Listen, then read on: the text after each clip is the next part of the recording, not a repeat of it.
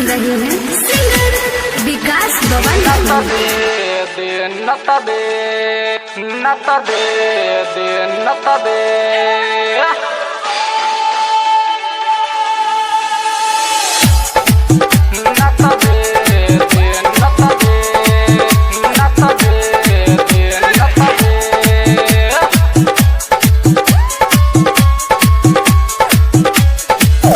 तोरा माई के जाके कहबोगे छौरिया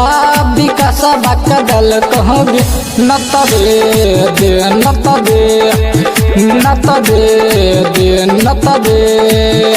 अखियाँ हाल छोरा मिले होरे बहिया हम नहीं तोरा आई होरे तुरे हॉट हॉट तुरे हॉट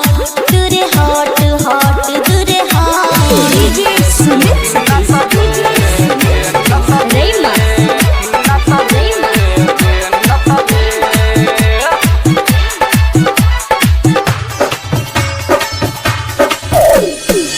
मुझे मौका सुना गे छौरी चाल दी बाताई न तहर इज्जत के छौरी देवो घर दौड़ाई मिलल छे मौका सुना गे छौरी चाल दी बाताई न तहर इज्जत के छौरी देवो घर दौड़ाई एक घींच लियो हो फोटो होगे न त फेसबुक पे छड़ब होगे न त दे न त दे न त दे डीजे सुमित सतीश डीजे सुमित रेमा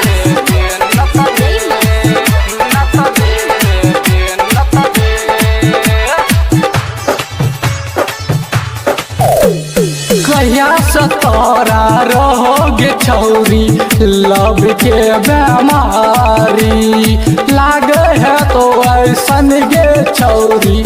छी कन्या कुमारी हाँ कहिया से तोरा रहोगे छौरी लब के बेमारी लागे है तो ऐसन गे छौरी छी कन्या कुमारी विकास बवाली धरे लोग गे दिल खुश दिल न छोड़तोगे न त दे न त दे न त दे न त दे